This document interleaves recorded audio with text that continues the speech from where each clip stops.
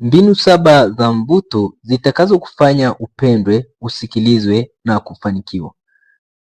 Kuna watu ukiwaona tu wanavutia bila hata kujaribu.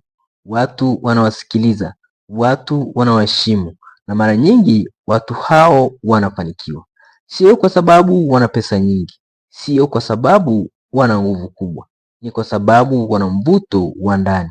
Leo nitakuonesha mbinu 7 ambazo ukizitumia utawavutia watu na utafanya upendwe, usikilizwe na kufungua milango ya mafanikio. Na kuanza kuzitumia utagundua kitu kitabadilika kwenye maisha yako. Mbinu ya kwanza, mbinu ya heshima, yaani self respect. Watu hupenda watu wenye heshima na watu wanaoheshimu wengine. Mbinu hii ni mbinu ya muhimu zaidi katika maisha yako kwa sababu inakufanya watu wa kuheshimu na pia inakuongezea thamani katika jamii. Na ukiongea kwa adabu, ukisikiliza kabla ya kujibu na ukitambua thamani ya mtu mwingine, unatengeneza mvuto wa kipekee. Watu hupenda kuwa karibu na mtu anayewafanya wajisikie wa muhimu. Mbinu ya pili, mbinu ya kusikiliza, active listening. Watu wengi wanataka kuzungumza, lakini wachache wanajua kusikiliza. Unapomsikiliza mtu kwa makini, bila kumkatiza na bila kumhukumu, anahisi anasikilizwa na kuthaminiwa. Na hapo ndipo mvuto wako unaanza kukua. Mbinu ya tatu, mbinu ya tabasamu, smile. Tabasamu ni lugha ambayo kila mtu anaielewa. Linaweza kuondoa ukuta wa ukimya, kuanzisha urafiki na kufanya watu wakusikie uko karibu nao.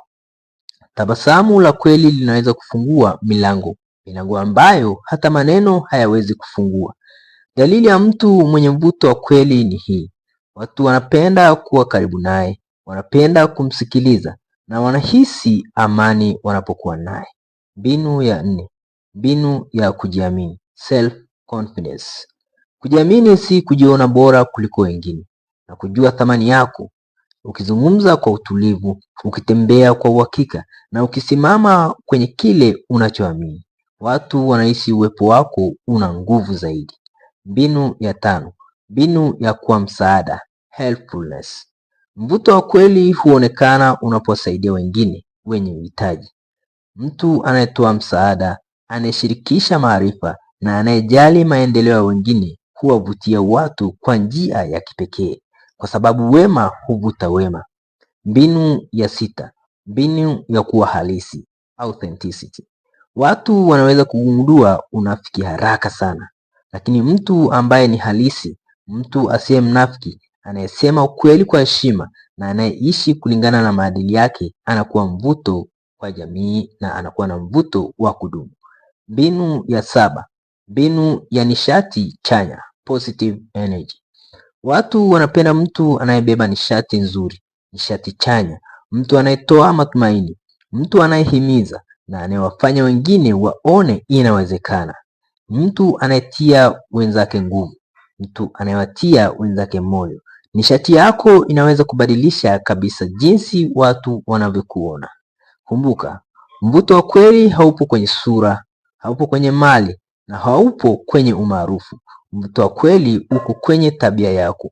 Ukianza kutumia mbinu hizi 7, watu wataanza kukusikiliza zaidi, watu wataanza kukuheshimu zaidi, na milango ya mafanikio itaanza kufunguka, kwa sababu mara nyingi mafanikio huanza na mvuto wa ndani.